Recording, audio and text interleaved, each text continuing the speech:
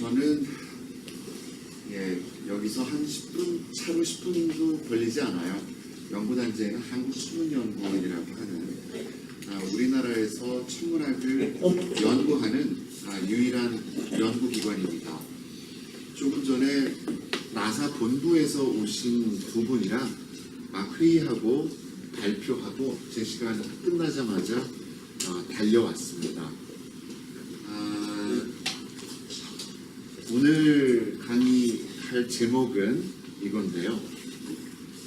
자, 시작하겠습니다.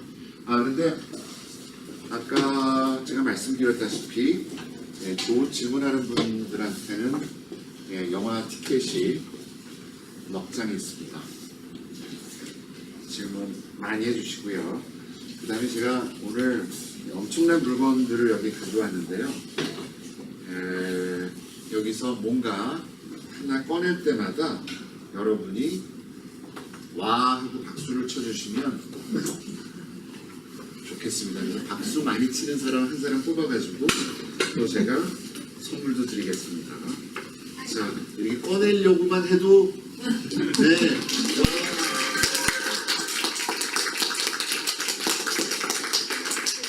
좋습니다.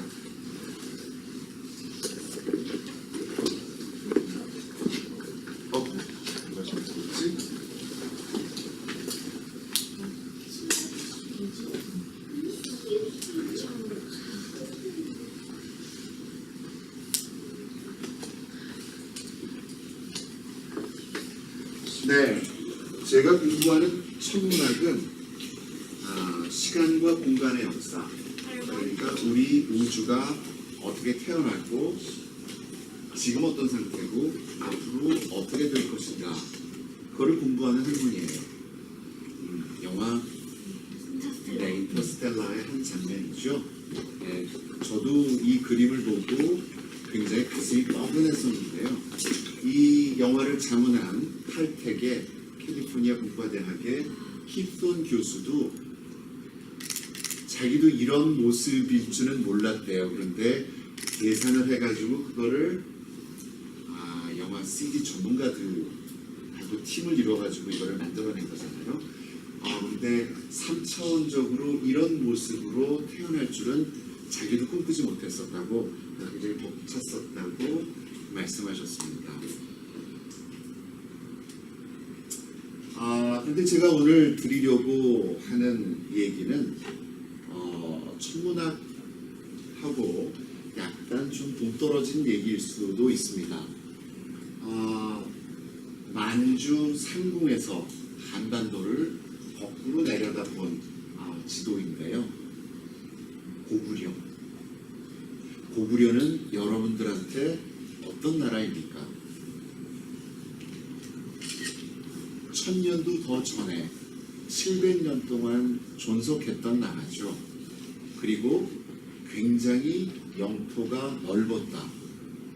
그리고 중국하고 맞먹는 정도가 아니라 동북아에서 어떨 때는 중국을 떨게 했고, 그 다음에 중국의 왕조를 멸망하게 하는 그런 전쟁의 상대이기도 했고, 문화적으로도 굉장히 우수한 민족이었습니다. 그래서 저는 오늘 얘기를 이 고구려에서부터 시작하려고 합니다. 영화 보셨나요? 저는 아직 못 봤어요. 네, 안시성의 한 장면이라고 합니다. 고구려가 이렇게 강성했던 이유를 저는 굉장히 여러 가지 얘기가 있을 수 있지만, 이를테면 경제 시스템이나 사회적으로도 굉장히 안정된 국가였었고, 외교도 처음에는 굉장히 잘했었다고 합니다. 문화적으로도 훌륭했었고요. 그런데 그 이면에 뭐가 있었느냐 찾아봤더니 과학과 기술이 있었습니다. 고구려는 철기를 굉장히 일찍 도입했고요. 요동성 근처에 있는 철광이 있는데, 광맥이 있는데, 거기서 나는 철은 굉장히 우수하다고 합니다. 거기다가 훌륭한 제철 기술, 철을 다뤄서 물건을 만드는 기술을 가지고 있었죠. 그래서 철로 이 사람들은 창과 방패, 화살초, 그릇, 말 타는 데 쓰는 여러 가지 기구들, 굉장히 여러 가지를 만들었었어요. 이를테면 여기 창하고 방패를 이 군사들이 들고 있는데 그 화살촉이 고구려의 철로 만든 화살촉을 가지고 고구려인들이 썼던 그림에 나오는 정도 크기의 화살과 그 다음에 활을 재현을 해가지고 쏴봤어요. 그랬더니 과연 역사가 기록하고 있는 것처럼 보통 화살은 철갑을 두세 겹, 기껏해야 4겹 정도를 뚫는데 한 함석판을 5겹을 너끈히 뚫고도 남는 그런 강력한 파괴력을 가졌었다고 합니다. 싸움을 잘한 거죠.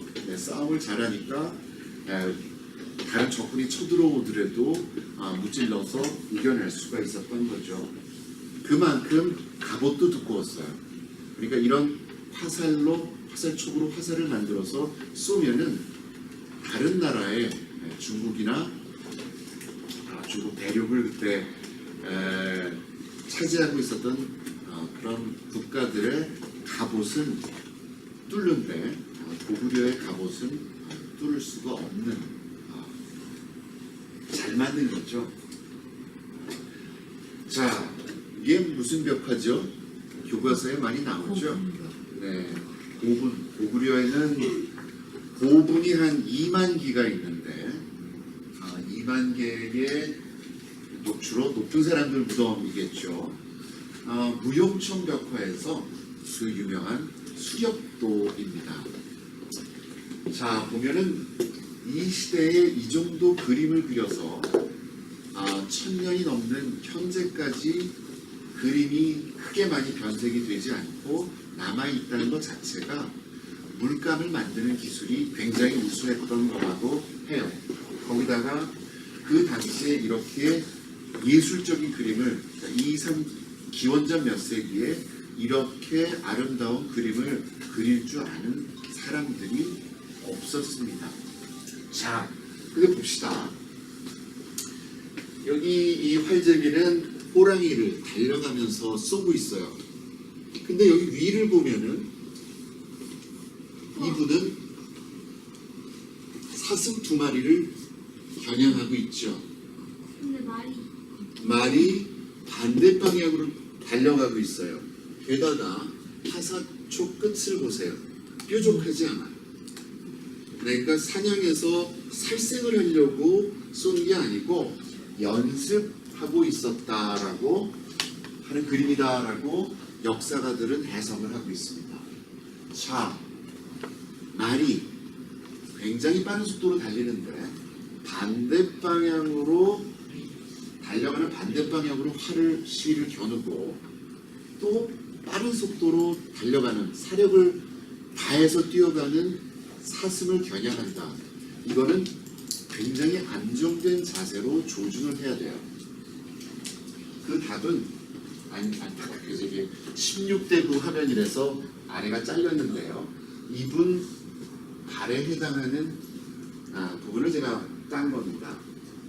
자, 이게 발이고요.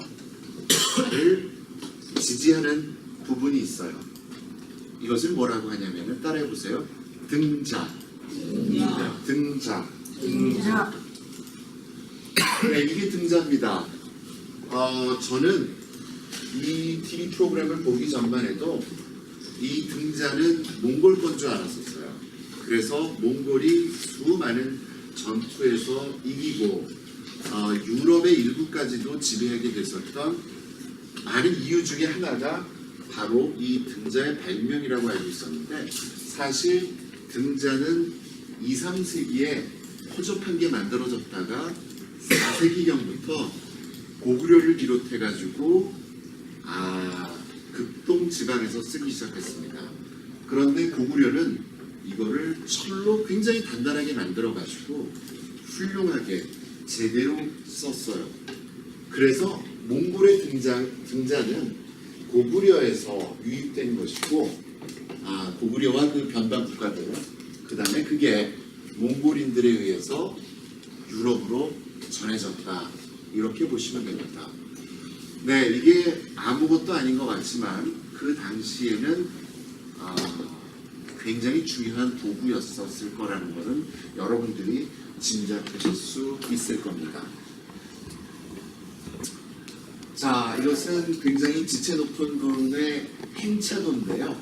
네, 이것도 벽화에 나와 있는 건데, 이것을 충주 주원 고구려 비전시관에 그래서 이거를 동화면으로 재구성을 하셨어요. 자, 여기 보면은 지체 높은 분이 수레를 타고 갑니다. 그리고 나머지 사람들은 그것보다 이제 신하들이나 몸종들도 있고 군사들도 있고 그러네요. 수레는 바퀴가 있죠. 그렇죠? 예, 이 바퀴 살을 철로 만들어서 오랫동안 쓸 수 있었던 겁니다. 이 시대에 수레를 만들어서 썼던 나라가 거의 없대요. 이 수레를 가지고 운반을 빠른 속도로 할 수 있게 되니까 널찍널찍한 길을 동서남북으로 뚫게 되는 겁니다. 그래서 도로망이 잘 되어 있었고요. 그러다 보니까 쌀 농사를 지어서 아니면 고기도 하고 여러 가지 물자를, 우리 쓰는데 필요한 물자들을 전국 방방곡곡으로 나를 수 있었던 거예요. 그러니까 경제적으로 굉장히 활발했겠죠. 거기다가 외적이 침입해 오면은 수레에다가 군사를 싣고 아니면 군량비를 싣고서 움직일 수가 있었겠죠. 무기를 싣고서. 그러니까 결국은 이게 수레가 경제적으로, 산업적으로, 또 군사적으로 강국이 되는데 굉장히 중요한 역할을 했다는 것입니다. 네.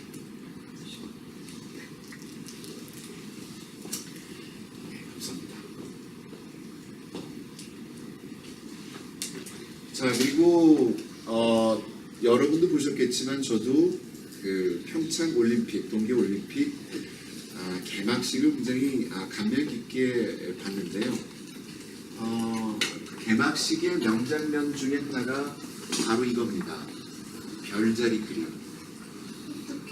많은 사람들이 굉장히 이게 뭘까라고 의아했었을 거예요. 밑에 자막으로 잠깐 지나갔는데요. 조금 기사화되기도 했지만 여기에 대해서 제가 설명을 드릴게요. 이 별 하늘은 조선시대에 조선 태조 임금 때 왕의 명령으로 만든, 따라해보세요. 천상열차 분야지도. 천상열차 분야지도. 네, 저기 뒤에 저기 모자 쓴 학생이 굉장히 굵직한 목소리로 천상열차 분야지도를 따라해줘가지고요. 네, 제가 이걸 주고 싶었어요. 박수. 천상열차 분야지도라는 말은 뭐냐면은 하늘을 많은 조각으로 따로 떼가지고 지역을 구분해가지고 만든 지도다는 뜻이에요. 말은 굉장히 어려운데요. 이것을 8명의 학자를 시켜가지고 태조 임금이 만들게 했습니다. 그래서 저기 쓴 글은 그 유명한 권근이라는 분이 쓰셨고요. 왕권을 안정되게 하고 내가 조선을 건국한 것은 하늘의 뜻을 받아서 한 것이다, 이렇게 얘기하고 싶었던 거죠. 네, 예전에 모든 왕들은 아니면 족장들은 하늘하고 나는 통하는 사람이다, 이거를 말하고 싶었던 겁니다. 자, 그런데 이때 만들었던 천상열차 분야지도가 중국의 순우천문도라는 것에 이어서 세계에서 2번째로 오래된 천문도입니다. 근데 이건 돌에 새겼어요. 저희 천문연구원의 로비에 들어오시면은 똑같은 거를 복제를 해놨는데요. 굉장히 돈을 많이 들였겠죠. 석가천문도, 돌에 새긴 천문도로는 세계 최고가 천상열차 분야지도입니다. 근데 이건 조선 거잖아요. 근데 저는 지금 고구려 얘기를 말씀을 드리고 있죠. 여기 뭐라고 써있냐면 이건 어떻게 만들어졌는데, 실은 이것의 원형은 1000년 전 그 시대, 1000년보다는 좀 적었겠죠. 고구려 때 만들어졌고, 그게 전란 중에 대동강물에 빠졌다 라는 기록이 있습니다. 그렇다면 무슨 얘기예요? 이 고구려의 원래 석가천문도, 조선시대에 만들어진 천상열차 분야지도 말고 원래 원형이 됐던 이 별자리 지도는 세계에서 제일 오래된 거죠. 그렇죠? 게다가 자, 그게 바로 이겁니다. 여기가 북극성인데요. 1500개 정도의 별의 위치가 지금 우리 현대 천문학자들이 보기에도 아주 정밀하게 표시가 되어 있고요. 그리고 거의 유례 없이 별의 등급, 밝기에 따라서 이 원의 크기가 다르게 표시가 되어 있습니다. 이거는 굉장히 우수한 거예요. 그런데 재미있는 것은 이 북극성 주변에 있는 별들은 1000년 전에 평양성 위에 떠있던 그 별들의 위치입니다. 조선시대의 관상감의 학자들이 실수를 했는지 저는 지식이 깊지 않아서 잘 모르겠지만, 북극성 주변에 있는 별들은 고구려 시대의 천문학자들이 기록했던 그 위치를 그대로 본단 거예요. 자, 이 별자리판을 가지고 제가 왜 이렇게 오랫동안 얘기를 하느냐, 좀 길게 말씀드리고 있죠. 별들의 위치를 정밀하게 기록했다는 것은 그때는 망원경도 없고 시계도 없었어요. 그러니까 정밀하게 위치를 기록해서 그 별이 남중 자오선을 지나간다는 것은 그 시간을 정확하게 알 수 있다는 거고요. 계절을 정밀하게 알 수 있다는 거고, 시간을 정밀하게 알 수 있다는 겁니다. 어느 계절에 무슨 자리 저 별이 위를 지나가면 그때는 자신이라 이랬던 거죠. 자, 이 천문도는 그 시대에 GPS였고 내비게이션이었었고, 지금으로 말하면은 수소 원자식이었다. 저는 이렇게 말씀드릴 수 있을 것 같아요. 조금 전에 보여드린 수레는 지금으로 치면은 초음속 비행기였었다. 이렇게 말씀드릴 수가 있습니다. 이 사람들은 이 모든 시간과 공간 측정하는 원리를 알고 그거를 자유자재로 쓸 수 있었던 겁니다. 그러니 이렇게 문화적으로, 기술적으로, 과학적으로 앞섰기 때문에 중국이랑 맞먹거나 중국을 떨게 할 수 있었던 겁니다. 네, 가장 고구려의 면적이 넓었을 때 이 정도였었다고 하고요. 실제로 고구려와 신라와 백제 땅이 일본까지 갔었던 그림도 있습니다. 그 다음에 백제와 신라의 일부가 중국 대륙에 있었다고 말하는 학자들도 있어요. 왜냐하면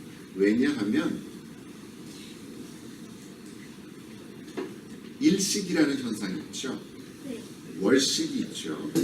월식은 지구 그림자에 달이 들어가는 거예요. 일식은 달이 태양 앞을 가려서 태양이 잠깐 안 보이는 거예요. 월식은 굉장히 넓은 지역에 걸쳐서 일어날 수가 있고, 그 다음에 시간도 깁니다. 3시간도 넘을 때가 있어요. 개기 월식은. 일식은 짧으면 몇 초, 길어봤자 3분 몇 초를 넘지 않아요. 그것도 지구상에서 아주 좁은 지역을 통과해요. 그래서 그거는 위조하기가 어려워요. 모르고 위조할 수가 없어요. 그런데 사기 삼국 유사를 보면은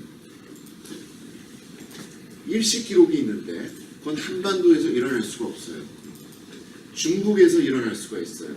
그거를 계산을 과거로 되돌려가지고 1000년 전으로 되돌려 보면은 그 시간에 그 지역에서 예를 들어서 여기거나 대기일식이 일어났었어요. 그런데 그게 백제 기록, 신라 기록에 나타나는 거예요. 고구려 기록에 나타나는 거예요. 무슨 얘기냐? 여기가 우리 땅이었다는 거죠. 뭐 논란은 아직 있습니다만 기분은 좋은 얘기죠.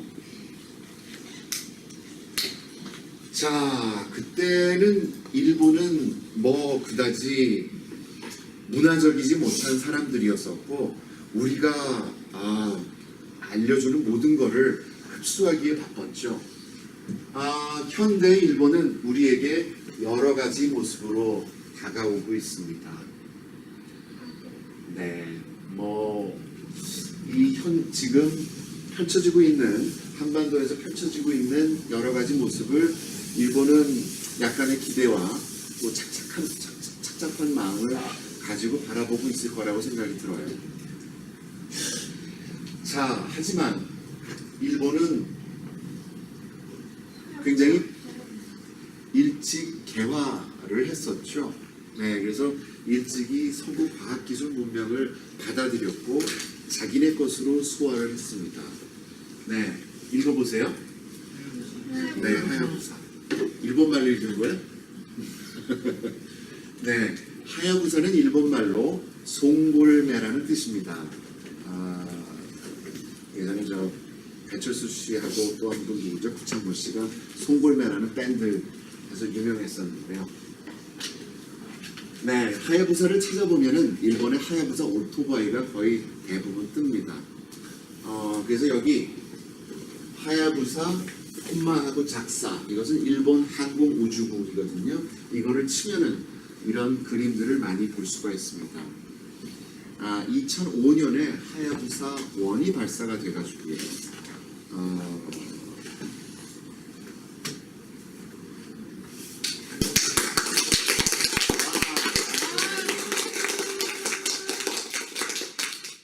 이처럼 엄청난 거죠.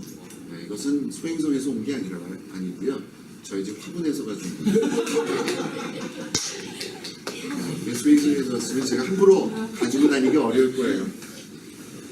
네, 규소질 소행성. 이 돌의 성분하고 많이 다르지 않는 규소질 소행성. 이토가와 따라해보세요. 이토가와. 이토가와는 러시아의 치올스키, 미국의 로봇 가다드처럼 일본 로켓의 아버지입니다. 우리 같으면 최무선이라고 할 수 있나요? 근현대뿐이죠. 이토가와 이름을 딴 이토가와 소행성에서를 갔습니다. 그런데 그 사이에 고장도 나고 그거를 지상국에서 열심히 소프트웨어적으로 고치고 해서 천신만고 끝에 소행성에 가서 이 소행성의 흙먼지를 캡슐에 담아가지고 2010년인가요? 지구로 귀환했어요. 먼지 1,500개를, 보이지도 않는 1,500개를 가지고 왔습니다. 그것은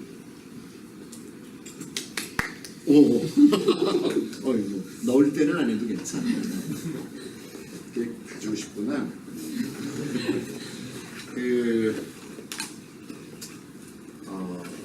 잊어버렸네.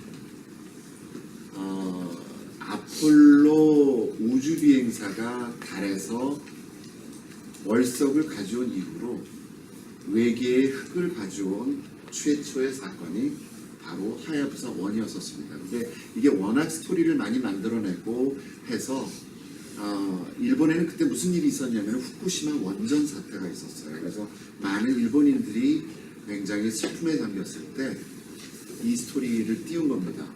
그래서 영화가 4편이 만들어졌고요. 하야부사로. 그 다음에 책 단행본이 17권이 쓰여졌어요.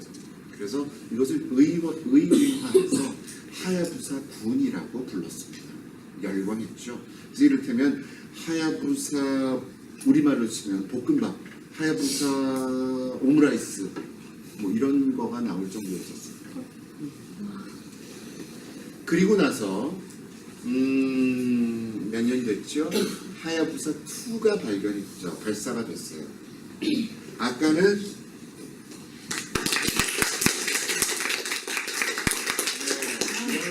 소질 수행성이 같지만 이번에는 이게 뭐죠? 단속. 어렵게 생각하지 마세요. 연필이잖아요. 뭐라 그랬어? 흑연. 네, 흑연. 오케이. 예, 우리 현우는 작년에도 왔었던 사람인데 여기 온 가족이 예, 아버님, 어머님, 동생까지 또 전 가족이 출동을 했습니다. 박수. 네, 흑연은 뭘로 돼 있죠? 탄소로 돼 있죠. 네, 이번에 하야부사 2가 간 류구, 우리말로 치면은 용구입니다.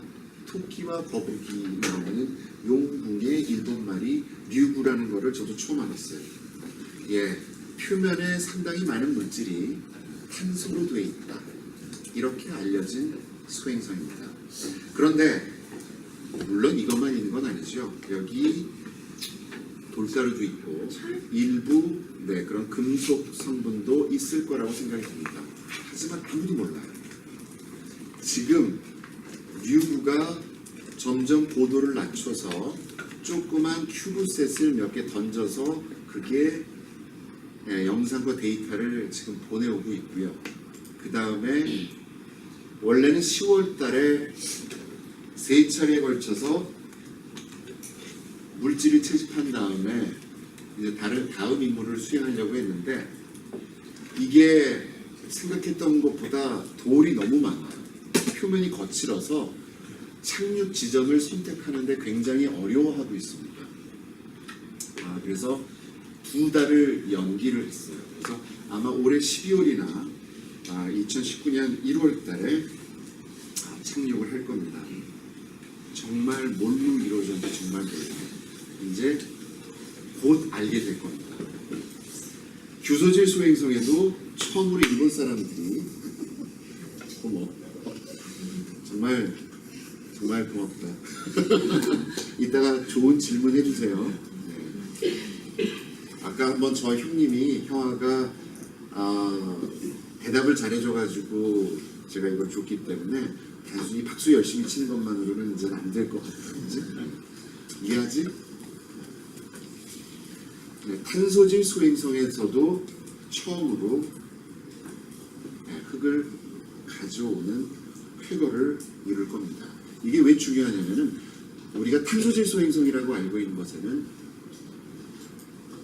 태양계 외곽에서 만들어졌을 거라고 생각이 들어요. 그러니까 태양계 처음 만들어질 무렵에 상태가 어땠는지 알 수가 있고, 그 다음에 거기는 유기 물질이, 유기 분자가 들어있을 거라고 생각이 들고, 탄소질 소행성에는 지하 어딘가에 물이 있을 거라고 생각이 듭니다.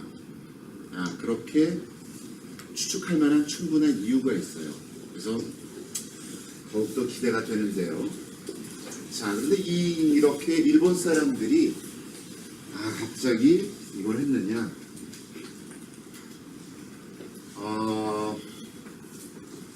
가운데 있는 이 그림이 지도가 1910년, 33년, 42년 일본이 원폭 투하로 패망하기 전 3년 전이 42년이 일본의 영토가 가장 넓었었던 그런 시기였었습니다.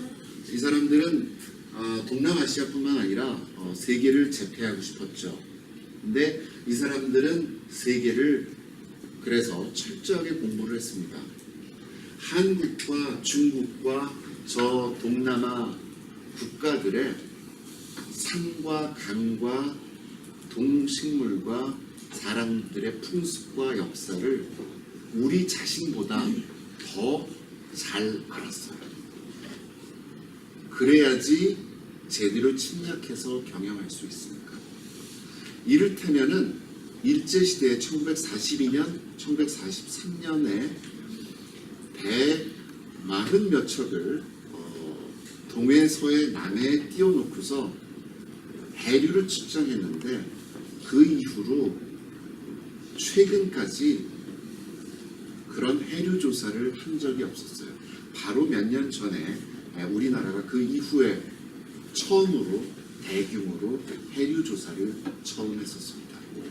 이 사람 아연이 어디서 얼마나 나는지 그 광맥의 특성이 어떤지 굉장히 자세히 파악하고 있었습니다.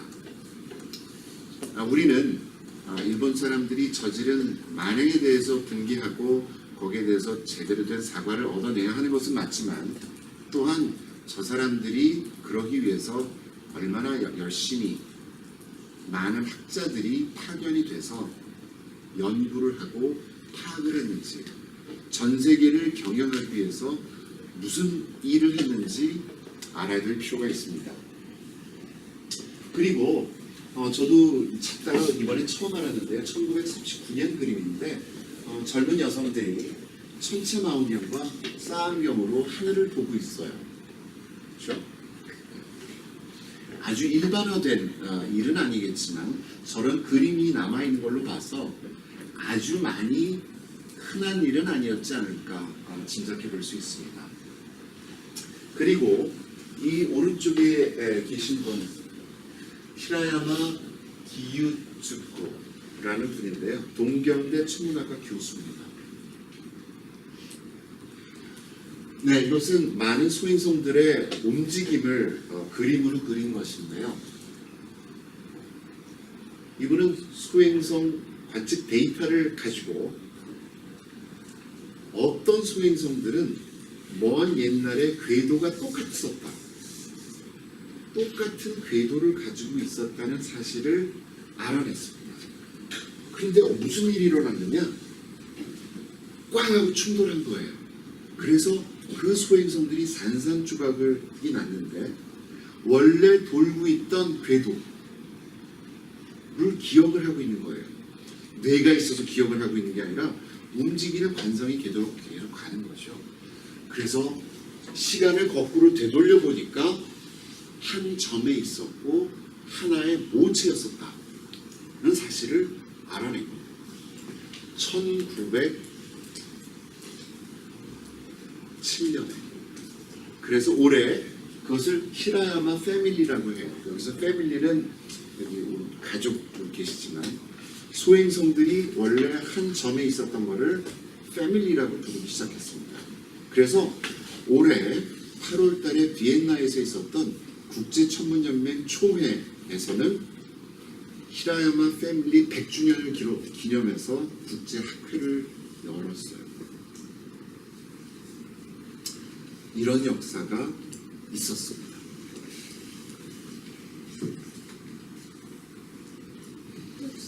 자, 그럼 이제 소행성에 대해서 본격적으로 얘기를 해볼까요? 자, 일단 크기를 좀 알아야겠는데요.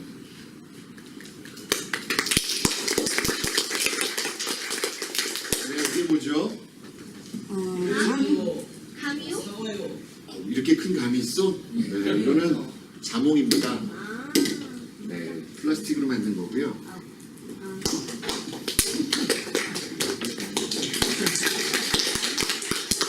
근데 이것은 팥이에요.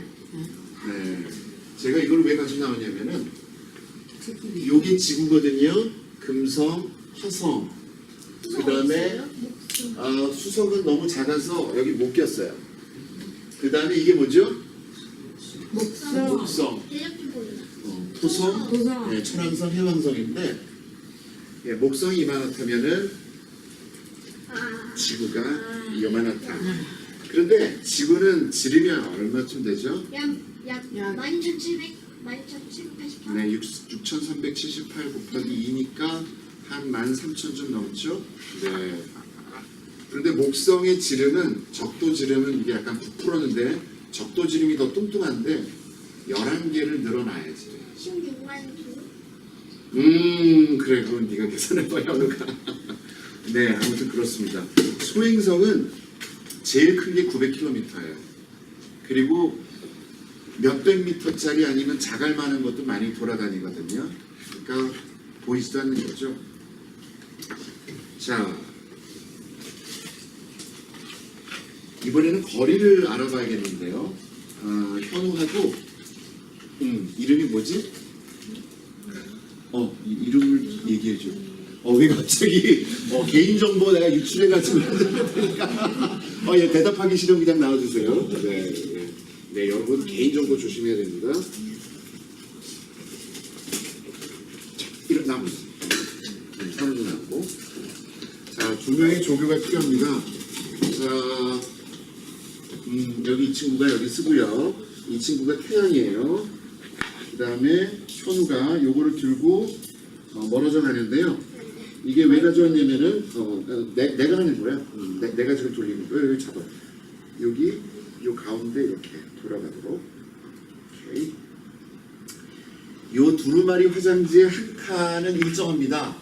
요 한 칸의 길이가 제가 숫자를 잊어버렸어요. 미안합니다. 그런데 태양에서부터 지구까지가 요걸로 5칸이에요. 네, 그렇게 생각하시면 됩니다. 자, 그러면은 수성이면은 2칸. 오케이.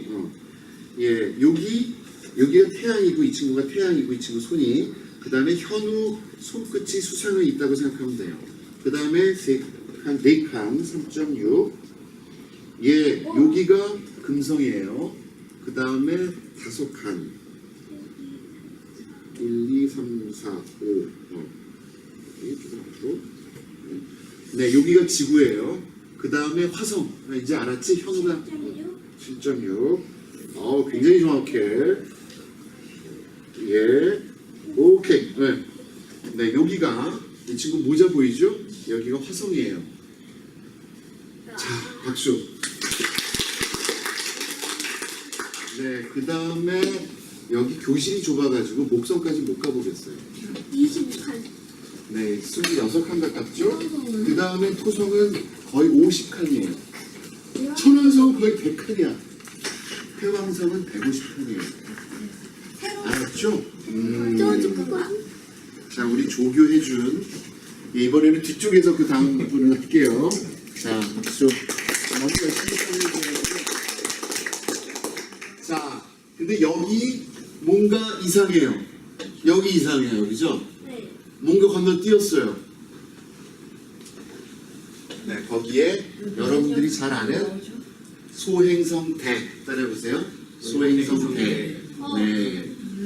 예, 여기 이 노란 오렌지색 선이 화성, 노란 선이 목성 궤도인데 그 사이에 화성하고 목성 궤도 사이에 소행성들이 굉장히 많이 모여 있고 영화에서 보면은 막 우주선들이 요리조리 피해 다니는데 이 소행성들 간의 평균 거리가 지구달 거리보다 훨씬 더 멀어요. 그러니까 그런 고개를 할 필요가 없어요. 네, 여러분. 그러니까 걱정하지 않으셔도 돼요. 그런데 그 소행성 대만 있느냐? 이게 바로 지구궤도인데요. 지구궤도인데 지구궤도 근처를 굉장히 많은 소행성들이 넘나들고 있습니다. 그래서 지구에 뺨을 스치고 가는 놈들도 굉장히 많은데요. 따라해보세요. 근지구 소행성. 근지구 소행성. 네, 그런 것들을 근지구 소행성이라고 합니다. 지금 18,000개쯤 돼요. 네, 계속 늘어나고 있어요. 1년에 한 1,000개씩 계속 발견이 돼요. 저희도 발견하고 있어요. 그럼 우리나라에서는 뭐를 하고 있느냐?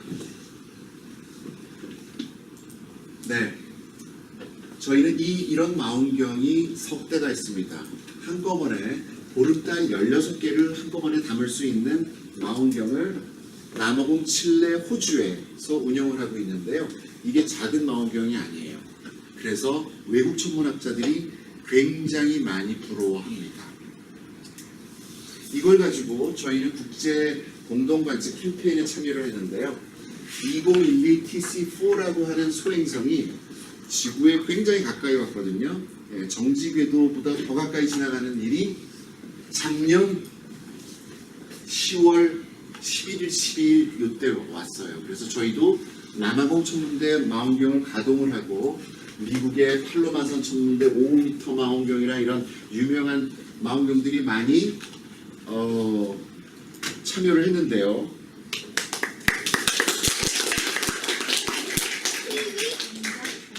감자. 현우에는 굉장히 큰 키위를 먹는구나. 네, 감자예요. 네. 예전에 뭐 감자별이라는 뭐 소행성 뭐 그런 드라마도 제가 자문을 한 적이 있는데요. 예, 이렇게 생겼습니다. 근데 이게 자전을 하거든요. 근데 스스로 빛을 내지 않고 햇빛을 반사하니까 이게 자전하면은 밝았다 어두워졌다 이러겠죠, 이렇게. 근데 이게 이렇게 돌아요. 네, 텀블링을 해요. 이 축이 세차를 해요. 그러니까 이렇게 쌓인 곡선 하나로 겹쳐지지 않고 이렇게 되는 거예요. 그래서 이 소행성의 자전 주기가 얼마고 이 세차 주기는 얼마인지도 이번에 확실히 알아냈는데 저희 팀도 거기에 참여를 했었다는 것을 보여드리고요. 한 일이 뭐 너무 많지만 자, 이분이 여기를 돌면 막 이렇게 돌겠죠? 네, 그죠? 네, 그래서 이해하시기 쉬우라고 나눴습니다. 네, 저희랑 일하고 있는 정한영민 박사님이라는 분이 박사님, 우리 이거 한번 관측해 봅시다. 왜? 이게요, 궤도가 화성까지 벗어났다가요 다시 가까이 오는데 이게 분명히 무슨 일을 일으킬 것 같아요. 그래, 해봅시다. 그래가지고 저희가 KMTN 망원경 석대를 다 돌려봤거든요. 왜냐하면 그렇게 바깥에 가는 거는 물이 다 마르지 않고 남아있을 가능성이 있어요. 물이 진짜 38장, 66장, 75장 겹쳐보니까 이건 날짜죠. 꼬리가 보이는 거예요. 그래서 국제천문연맹 소행성 센터에 보고를 했고요. 근데 거기서 끝나지 않았어요. 거기서 끝나지 않고 이 계산을 궤도를 과거로 되돌려 봤더니 이 회성이랑 궤도가 겹치는 거예요. 300년에서 500년 사이에 이게 한 몸뚱아리였었는데 뭔가 퍽 하고 갈라진 거예요. 그래서 지금 이거를 논문을 쓰고 있어요. 아직 보도자료 내지 않았으니까 대덕넷에서 오신 분들 이거 보도자료 아직 쓰지 말아주세요. 왜냐하면 그럴 만한 이유를 물어보시면 제가 나중에 알려드릴게요. 네, 그래서 야누스적인 특성을 가진 소행성, 해성이다. 네, 소행성인 줄 알았는데 해성이었다.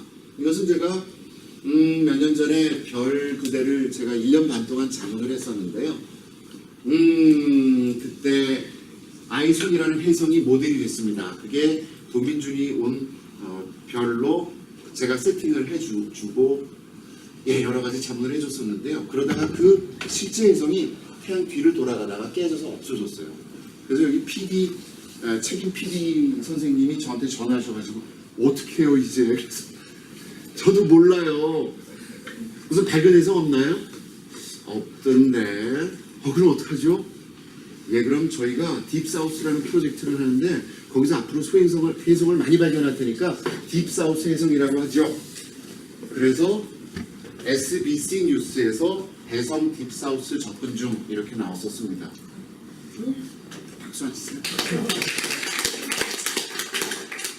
실제로 그런 일이 일어났나요? 그리고 올해 4월 달에 룩셈부르크에서 이런 학교가 있대요. 소행성 과학자들과 광물 채굴하는 기술 요거 같이 한번 얘기해보자. 그래서 한 50명밖에 안 모이는 워크숍이 있었는데 저희도 신청을 했죠. 근데 이게 굉장히 폐쇄적인 회의였었어요. 그래서 발표는 꽉 차서 그냥 와주시면 안 돼요. 그러다가 그래요. 그래도 한번 무슨 발표하겠다고 내가 보낼게요. 그래서 보냈더니 이거 여기 너무 딱 맞는다. 그러니까 뭐가 시간이 비면 당신의 발표부터 끼워 넣어줄게. 근데 그 발표가 들어갔어요. 자, 그게 네, 고맙습니다. 룩셈부르크였었어요. 저는 제 머릿속에 룩셈부르크라는 나라는 별로 그렇게 심각하게 머릿속에 있지 않았었어요. 근데 참 아름다운 국가고요. 작은 국가지만. 예, 이게 유럽 지도죠. 룩셈부르크가 어디 있냐면은 여기 있어요. 네, 보이지도 않죠? 네, 그런데 프랑스의 GDP는 43,000불, 독일의 GDP는 5만 불, 벨기에의 GDP는 46,000불인데 룩셈부르크는 얼마게요? 53,000? 10만 9천 불. 그러니까 그 국경에 사는 독일인, 프랑스인, 벨기에 사람들은 집값이 싼 자기 나라에 살고 봉급이 2배인 룩셈부르크 가서 일합니다. 예. 어떻게 이럴 수가 있을까요? 그렇다는 사실 알았어요? 이유니까. 네, 여기 다 EU 국가인데요. 자, 일단 룩셈부르크는 18세기, 17세기 이때 18세기에 아프리카의 광산을 가지고 있었습니다. 그것을 기초로 해가지고 철강 1위 국가였었어요. 그러다가 어느 시점부터 쇠락을 했겠죠. 하지만 전 세계 매출 1위인 철강 기업이 스페인과 룩셈부르크 합작 기업입니다. 아직도. 그 다음에 1920년대에 라디오 룩셈부르크라는 라디오 방송국을 개국을 합니다.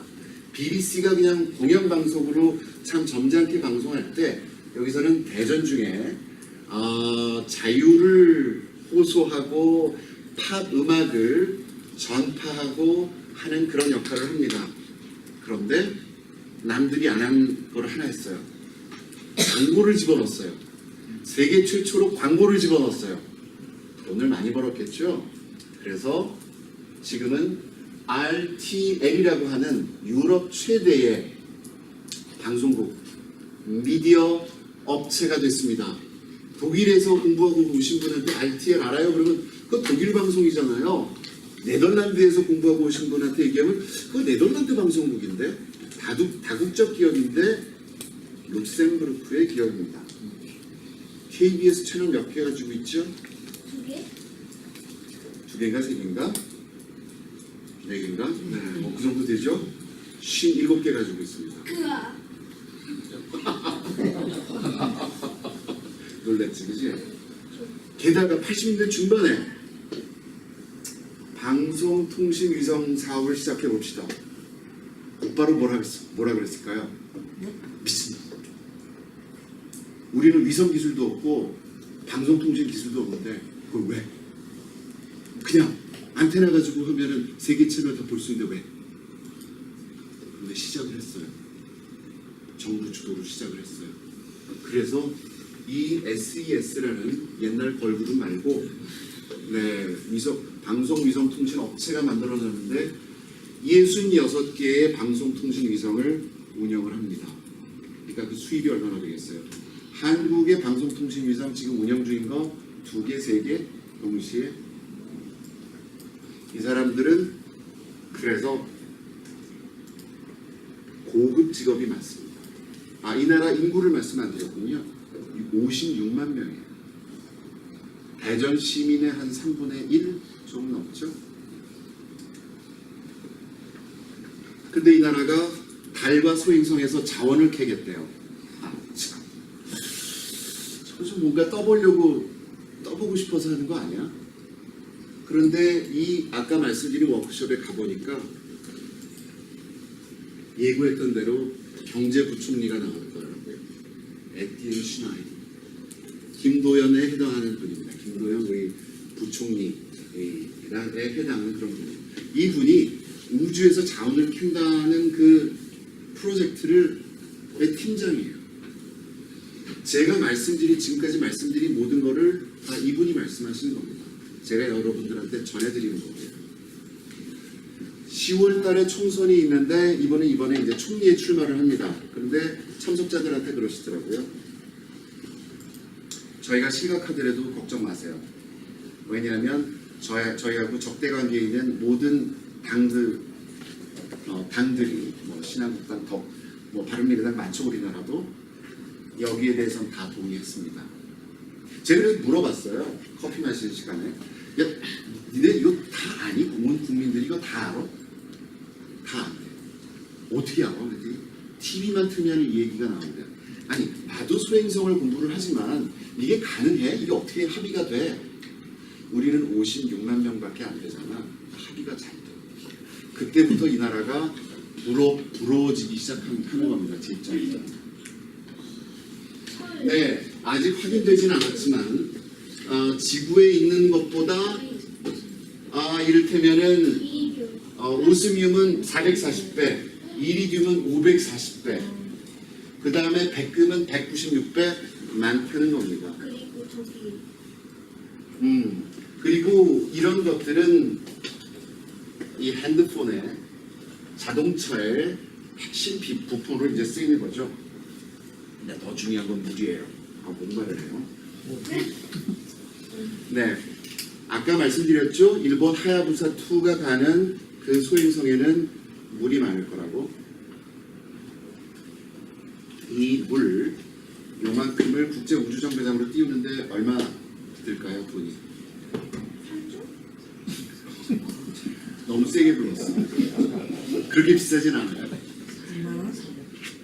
1,000만 원이에요. 1,000만 원. 연료비가 1,000만 원이에요. 그러니 소행성에서든지 달에서든지 물을 뽑아낼 수만 있다면 그거를 전기 분해하면은 수소하고 산소가 되죠. 연료로 곧장 쓸 수 있어요. 그리고 우리가 물이 얼마나 필요해요. 물 단수되면은 여러분 세수도 못하죠, 설거지도 못하죠, 밥도 못 만들잖아요. 그죠? 화장실에서 일 보고 물도 못 내리잖아요. 얼마나 끔찍해요. 우주에서도 물이 필요한데 이거를 거의 공짜로 얻을 수 있으니 발사 비용의 우주선 발사 비용의 95%를 그냥 세일할 수 있어요. 거기 100이 되면은 5만 드리면 돼요. 근데 저희가 아까 그 망원경으로 이게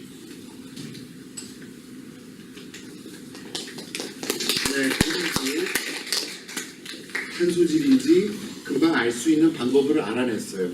그래서 거의 다 끝나가는데요. 시간 제가 너무 많이 썼군요. 금속인지 아닌지는 아직 몰라요. 이 방법을 개발을 해야 되는데 저희가 70년대부터 개발이 돼가지고 소행성에서부터 오는 빛으로 이게 뭔지 아는 방법을 좀 더 잘 알 수 있게 만들었어요.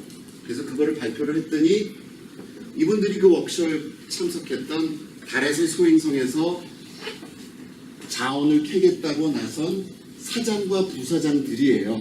저도 뉴스로만 인터넷 뉴스로만 보던 바로 그분들이에요.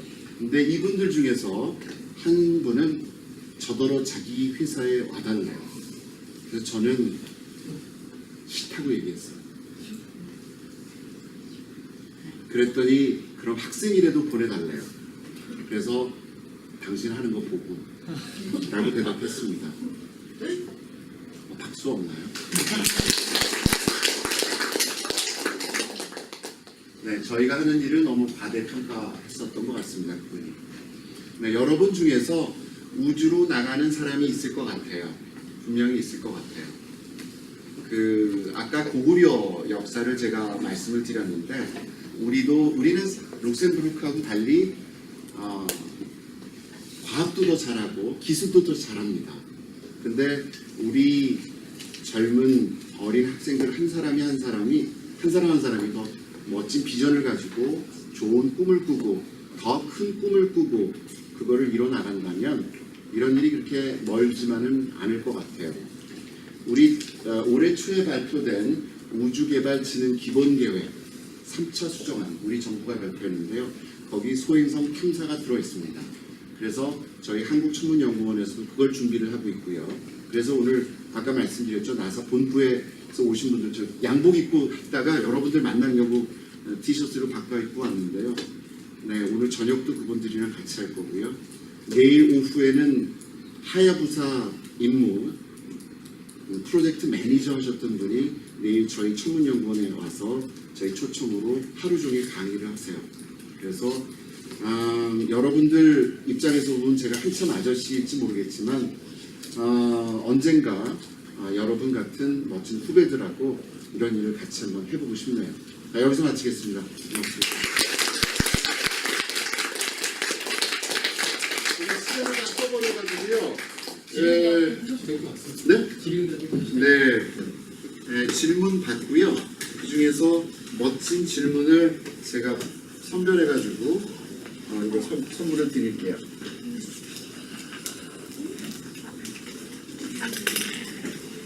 네, 궁금한 거 질문 한 3개쯤 받고 그 중에서 제일 우수한 질문을 하신 분한테 이거를 드리겠습니다. 주로 뭐 학생들한테서 질문이 나오는 게 좋겠죠? 욕심이 안 나나 봐. 나 같으면 없는 질문 만들어서 낼 것 같아요. 네, 어른도 좋습니다. 진짜 질문 없어요?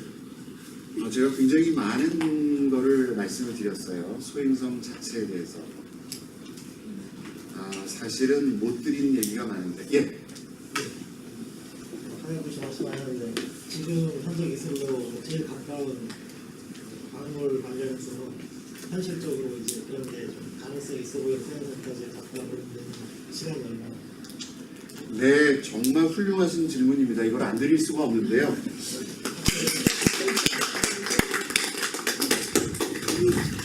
네, 소행성들의 궤도가 아까 18,000개의 근지구 소행성이 발견됐다고 말씀을 드렸고요. 그 중에서는 지구에서 다가가기 쉬운 놈도 있고, 연료를 조금 써도 갈 수 있는 게 있고, 연료를 많이 써도 되게 힘든 게 있어요. 거기다가 타이밍이 중요해요. 지구나 소행성이랑 움직이기 때문에 가장 연료를 적게 들일 수 있는 시점에 그걸 예상해서 쏴줘야겠죠. 네, 그렇게 했을 때 어떤 거는 돈이 굉장히 덜 드는 것도 있고요. 너무 경우가 많아가지고 쉽게 말씀드리기는 어렵지만 이를테면은 뭐 향후 5년 안에 속도를 얼마큼 줘가지고 갈 수 있는 거는 그거보다 더 많이 속도를 줘야 되는 거는 이렇게 계산해서 뽑아내고 있어요. 근데 그 중에서 연료가 덜 드는 것인 동시에 그 다음에 우리가 세상에서 망원경으로 보고 저기는 분명히 금속이 있을 거다, 아니면 저기는 아마 물이 있을 것 같아라고 실시되는 것을 알아야 되고요. 거기다가 이게 자전 주기가 너무 빨리 돌아가면은 이게 착륙하기가 어렵잖아요. 그러니까 자전 속도가 너무 빠르면은 좀 어렵죠. 아까처럼 텀블링하는 거, 이렇게 자전 상태가 굉장히 불규칙한 것도 착륙하고 탐사하는 게 굉장히 어렵다. 이렇게 몇 가지 고려 사항들이 있습니다.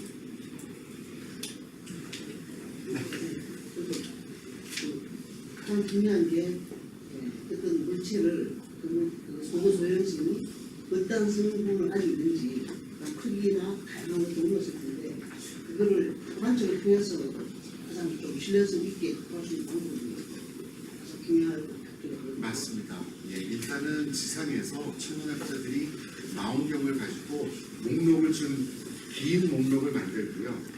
그 다음에 좀 더 큰 망원경을 가지고 스펙트럼 관측도 좀 하고 해서 목록을 좀 더 짧게 만들어야겠죠. 그 다음에는 예비 탐사를 좀 싸게 하는 방법도 있을 수 있을 거고요. 아니면은 지구 궤도 상공에 망원경을 띄워놓고서 지상에서 볼 수 없는 거를 이렇게 돌면서 목록을 줄이는 그런 작업을 할 수 있을 겁니다. 혹시 요즘 달 같은 경우는 레이저를 쏴서 그런 것처럼 지구 지나가는 소형성 같은 강력한 레이저를 쏴서 반사되는 그 특성을 수신하는 특성을 이용해서 분석을 하는 그렇게 하시기가 가능성이죠. 예, 근데 이제 그러려면 달에다가 좋은 질문이십니다. 반사경을 갖다 놓고서 그 정밀거리를 측정하는데요. 그게 이제 기본이 돼야 되는데 그 전에 가서 거울을 갖다 놔야 된다는 소리가 거꾸로 되니까요. 지구에서는 힘든 거죠. 예, 그런 정도의 고출력 레이저는 아마 감사합니다. 더 질문 없으면 여기서 마치겠습니다. 감사합니다.